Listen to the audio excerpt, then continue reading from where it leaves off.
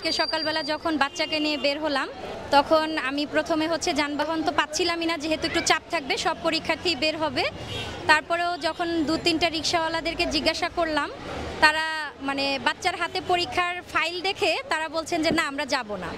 মানে একটা কৃত্রিম একটা ক্রাইসিস তৈরি করতে চাইলো আর কি, একটা সিন্ডিকেটের মতো, যাতে আমরা তাদেরকে অনুনয় বিনয় করি যে আপনারা বাড়তি ভাড়া দেব, চলেন। এরকম একটা ব্যাপার যদি হয়ে যায় তাহলে তাদের জন্য ভালো। আর পরবর্তীতে খুব রিকোয়েস্টে একটি সিএনজি পেয়েছি। তো আমার বাসা মগবাজার, তো মগবাজার থেকে আমি এই মতিঝিল আইডিয়াল স্কুলের সামনে থেকে আমি এখন কথা বলছি। তো এই মগবাজার থেকে আইডিয়ালের ভাড়া আপনারা সবাই জানেন যে কত ভাড়া হয়, কিন্তু আজকে কিন্তু আমাকে 200 টাকা মানে বাড়তি ভাড়া দিয়ে তারপরে আসতে হয়েছে। তো এই মানে একটু দুর্ভোগ পোহালাম।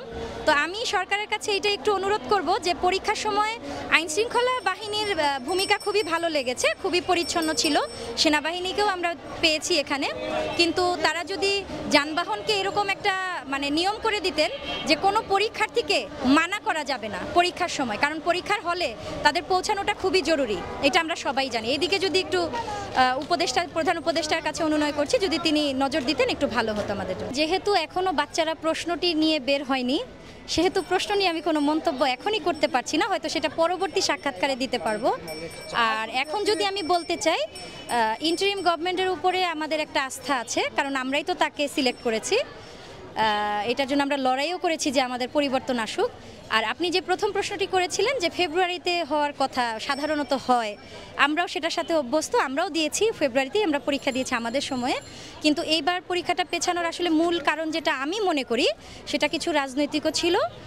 কারণ হচ্ছে যে ইন্টারিম গভর্নমেন্ট কিন্তু মানে ক্ষমতা পেতে পেতে তাদের অগাস্ট সেপ্টেম্বর হয়ে গেছে।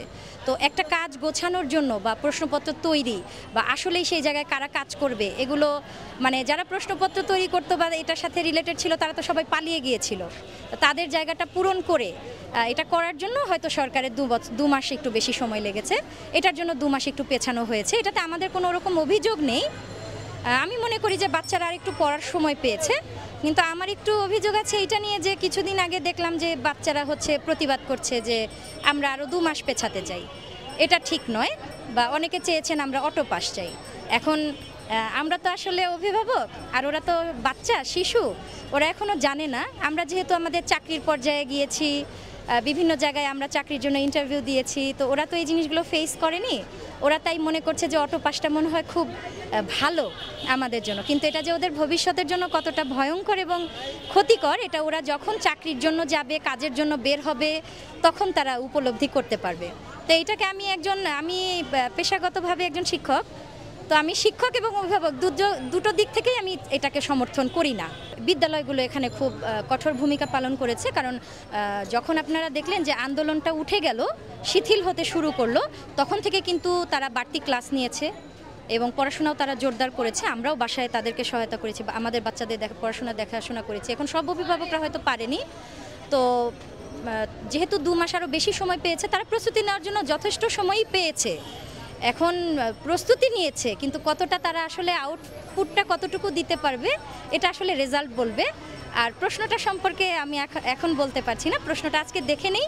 কিন্তু ইন্টারিম গভর্নমেন্টের আন্ডারে যেহেতু সব কাজ হচ্ছে, তো আমি মনে করছি যে প্রশ্নটা নীতিমালা অনুযায়ী করা হবে। যে বোর্ডের যে নীতি থাকে, যে নীতিমালা প্রণয়িত আছে শিক্ষা মন্ত্রণালয় থেকে, সেই নীতিমালা অনুযায়ী যদি প্রশ্ন হয়, প্রশ্ন অবশ্যই ভালো হবে।